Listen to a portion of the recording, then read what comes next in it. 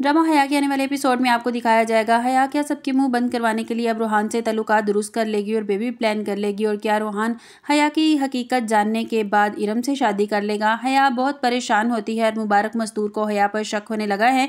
मुबारक मस्तूर ये जानने की कोशिश कर रही है आखिर इस घर में फसाद कौन पैदा कर रहा है, कौन लड़ाई झगड़े पैदा कर रहा है। ये अंदर का ही कोई आदमी है जो सारे फसाद की जड़ है।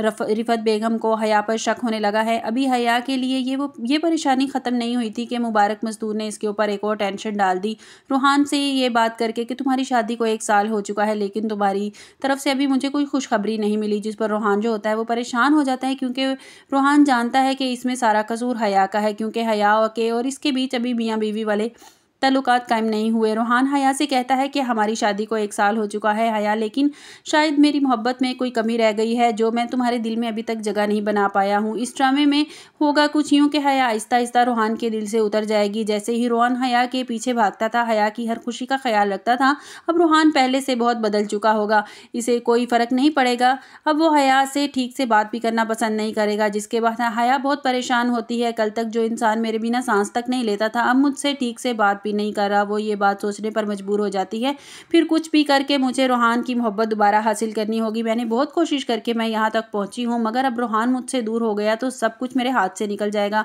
रूहान ये फैसला कर चुका है कि वो हया को इसके हाल पर छोड़ देगा, क्योंकि अब वो इसको समझा समझा कर थक चुका है। आने वाले एपिसोड में आपको दिखाया जाएगा कि अब हया रूहान के पीछे भागेगी जैसे ही रूहान इसके पीछे भागता था। हया ने मुबारक मस्तूर के कान भरे। मुबारक मस्तूर ने रिफत और साइमा के वालिदैन को घर में आने से मना कर दिया। साइमा इस बात से बहुत नाराज़ होती है। वो अपने शौहर से कहती है कि अपने शौहर से गिला करती है कि अम्मी को ऐसे नहीं करना चाहिए था।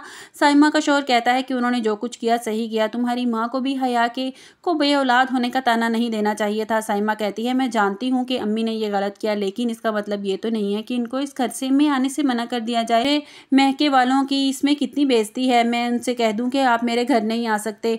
अब तो सारी रात सुकून से सोए रहे हैं, आपको किसी बात की टेंशन नहीं है क्योंकि आपके सारे रिश्ते आपके करीब हैं। और साइमा का शौहर कहता है तुम्हें किस बात की टेंशन है, जब अम्मी ने कह दिया है कि तुम कभी भी अपने घर जा सकती हो, चाहे तुम हफ्ते में 2 बार चली जाओ, तुम्हें किस बात की टेंशन और परेशानी है। जिस पर वो मुबारक मस्तूर से बात करती है कि मैं आपके फैसले के खिलाफ नहीं हूँ, लेकिन मुझे ऐसा लगता है कि आपने मेरे महके वालों की इंसल्ट की है, मैं उनको मना कर दूँ कि वो मेरे घर नहीं आ सकते। जिस पर मुबारक मस्तूर कहती है मुझे जो बेहतर लगा मैंने किया, अब तुम्हें मुझे समझाने की ज़रूरत नहीं है। मैं नहीं चाहती किसी बाहर वाले की वजह से मेरे घर की बुनियादों में दरार पड़े। और साइमा की माँ को तो ये लगता है कि हया जो है वो उनकी बहुत हमदर्द है और इनकी की हुई बात को मुबारक मस्तूर के सामने किस तरह बढ़ा चढ़ाकर बयान किया।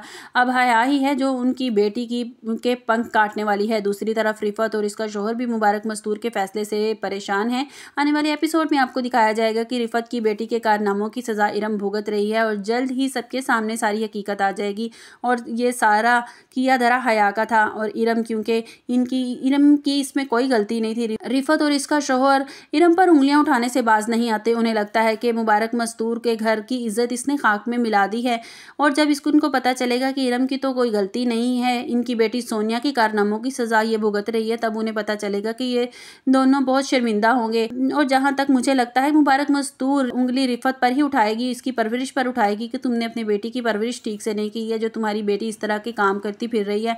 मुबारक मस्तूर ने रूहान से यहाँ तक कह दिया है कि होटल में जब तुमने इरम के साथ उस लड़के को देखा था तो तुम्हें चाहिए था कि तुम उस लड़के को भी पकड़ के साथ घर ले आते। रूहान का वो लड़का अगर अब कहीं भी नजर आ गया तो मुबारक मस्तूर के सामने ले आएगा और मुझे लगता है कि मुबारक मस्तूर इससे कहेगी कि हमारी इज्जत तो खाक में मिली चुकी है, अब तुम इरम से शादी कर लो।